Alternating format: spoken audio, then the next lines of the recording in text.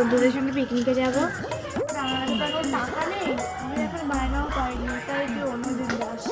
দিন ওরা আজকে যাচ্ছে, লাগবে না আমার টাকা। দিদি বলছি আমার দুটো বন্ধু না একই জামা কিনেছে, আমার তো জামাটা কিনে দেয় না রে। কত টাকা? 500 টাকা। 500 টাকা? আমার কাছে 200 টাকা আছে। তুই আর কতদিন ওয়েট কর, আমি তোকে 500 টাকা দিই। আমি জানি তোর আর কটা দিন মানে 1 বছর। লাগবে না আমার জামা, তুই কিচ্ছু দিস না।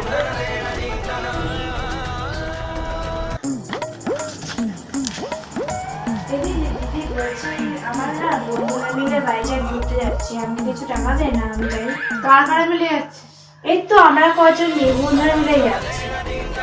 না, গার্জেন ছাড়া আমি তোকে একা ছাড়বো না। আমি বায়না পাই, তোকে নিজেই ঘুরতে নিয়ে যাবো।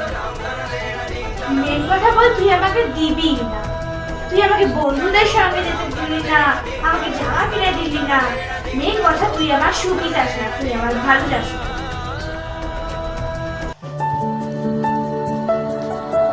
বোন তো রাগ করে চলে গেল।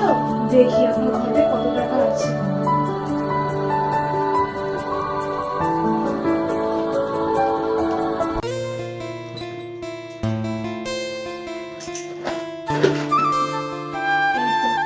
এই টাকা দিয়ে বোনের জামা আর পিকনিক করার পড়াশোনা দিয়ে দেবো।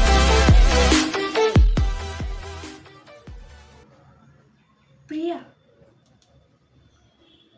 হ্যাঁ বল। জানিস যেই বাসটায় আমাদের যাওয়ার কথা ছিল ওই বাসটা নাকি অ্যাক্সিডেন্ট করেছে। Bus accident?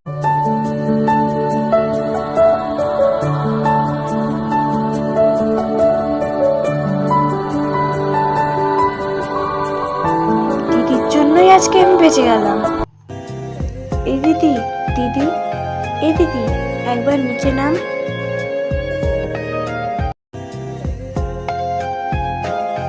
সরি, আমার ভুল হয়ে গেছে, আমাকে ক্ষমা করে দে প্লিজ।